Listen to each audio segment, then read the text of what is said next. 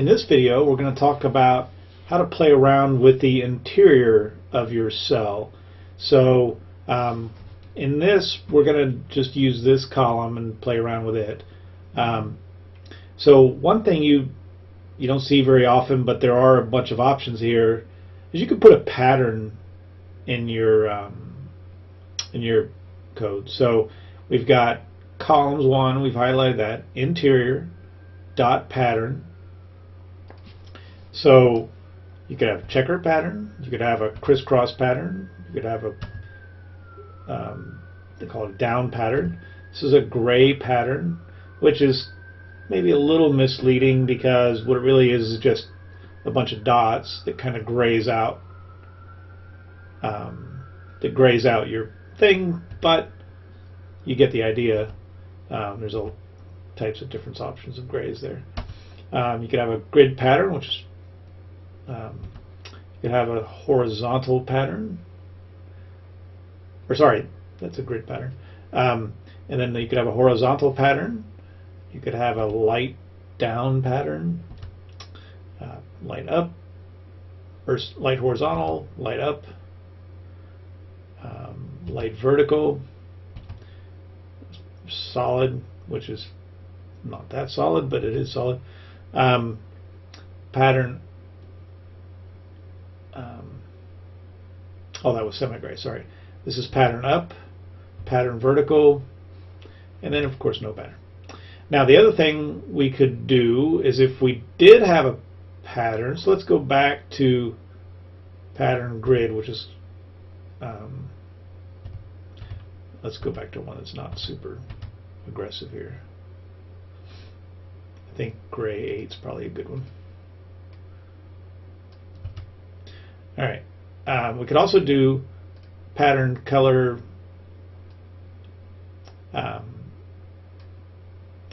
So within interior pattern, we could set a pattern, and then right below it, we could do pattern colors. So we could make it, we'll say red.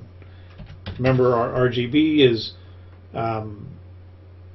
red, green, and blue. So if we make that, and it's a value of 0 to 255. So all zeros is black. 255, 255, 255 would be white. And just think about, if you remember from science class when you learned about colors, remember black is the absence of light. So that means we'd have no green, no red, no blue. And white is all the light, which means we'd have the highest value of red, green, and blue. And the highest value is 255. Don't ask me why it's 255. That's what it is. So, so if we do that, you're going to see it made our pattern color red. And then you can have a color index. I honestly don't know what you're going to use the color index for, but we won't get into that. So we're going to go back and remove the pattern for now. The other thing we could do is our interior color, which is what you're most commonly going to do. And again, we can use our interior property dot color and then use RGB.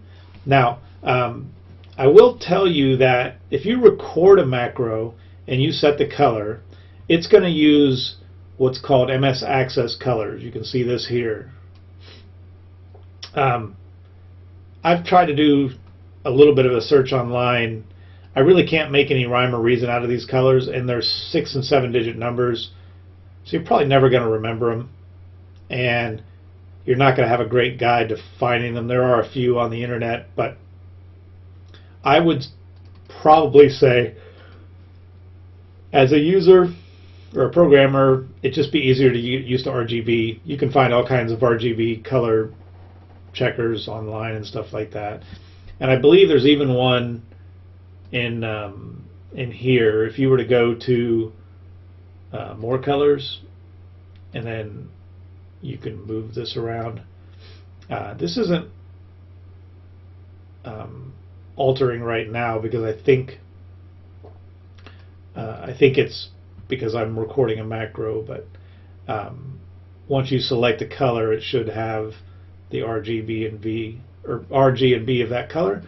If you happen to be using Photoshop or any of the other Adobe Creative Cloud products, they'll also have pretty quick and easy RGB converters. But you could probably just go online too and find any kind of RGB selector. So anyway, so columns 1, interior color, RGB is 255 red, 0 and 0. So we'll select that. You can see it made it red. Now the other thing you might have seen in there was tint and shade. So tint and shade is taking the color and then it's tinting it or shading it. So the value of that is going to be anywhere from -1 to 1. So if you made it -2, for instance, it's going to throw up an error. So -1 is basically 100% dark. Boom.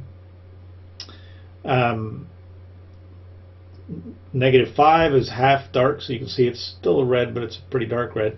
Now mind you, we haven't changed our color, so to speak. We've just tinted it.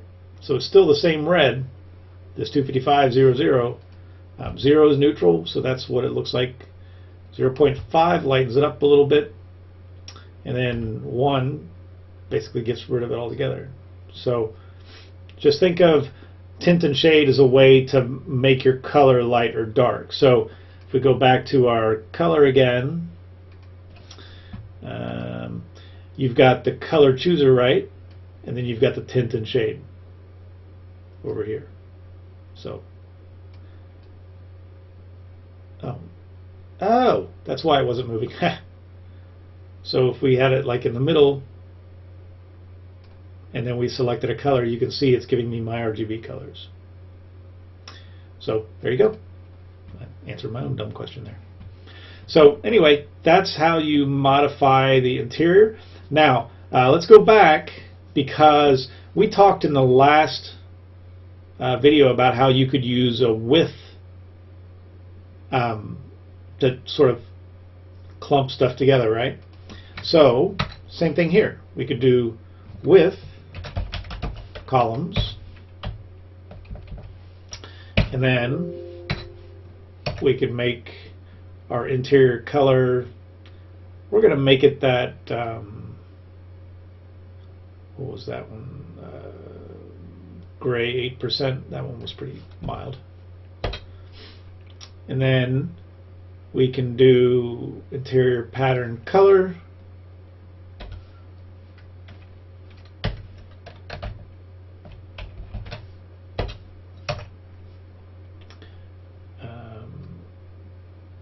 We're not going to mess with that.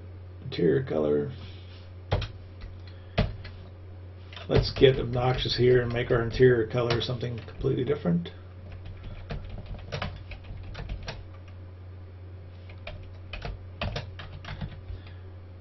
And then we'll tint and shade it.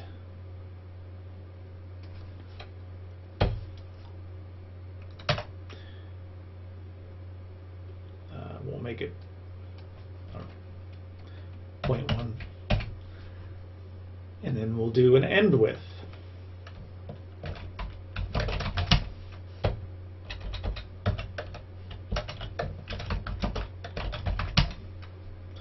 All right.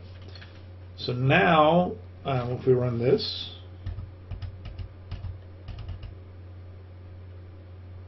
we've got red dots with that, and we shaded it a little bit, right? So now, we could have even made this more simple. You notice that all 4 of these were interior, right? So we could make this dot interior. Oops. And then we could remove all the dot interiors from here. So this is, I'm kind of going over this because it's just a good way to understand how to simplify your code as you're writing it. But also sometimes when you let VBA record for you in a macro, like you know I did with this earlier, you know you might find stuff that you don't even need. Like for instance, I recorded this. Well, the pattern was solid, which basically is like no pattern.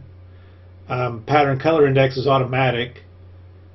The color is kind of what I cared about because that's what I changed, but I'm not sure 1677215 is. But I didn't have any tint and shade, I didn't have any pattern shade.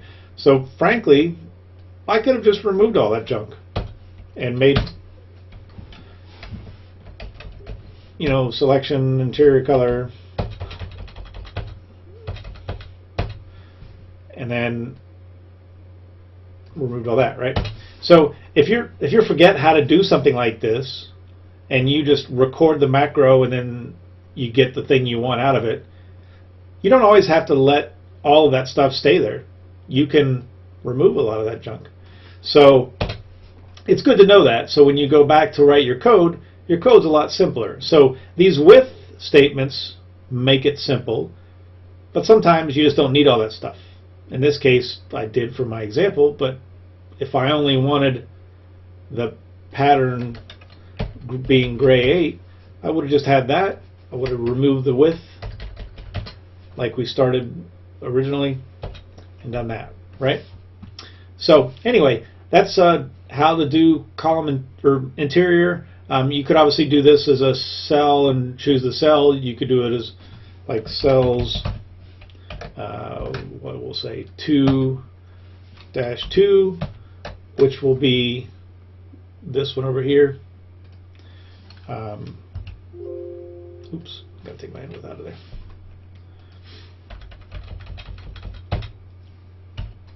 Oop.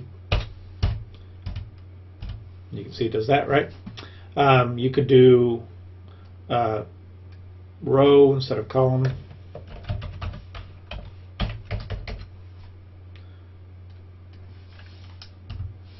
You could do a range.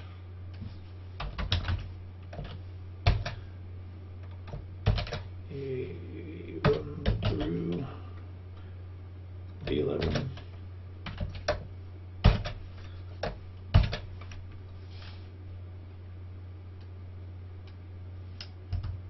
Right. So anyway, you get the general idea. You can have your expression here, basically where you're going, or your range, however you want to do that, interior.pattern, and then all those choices that we talked about earlier. So anyway, hope you enjoyed playing around with that one. Talk to you in the next lesson.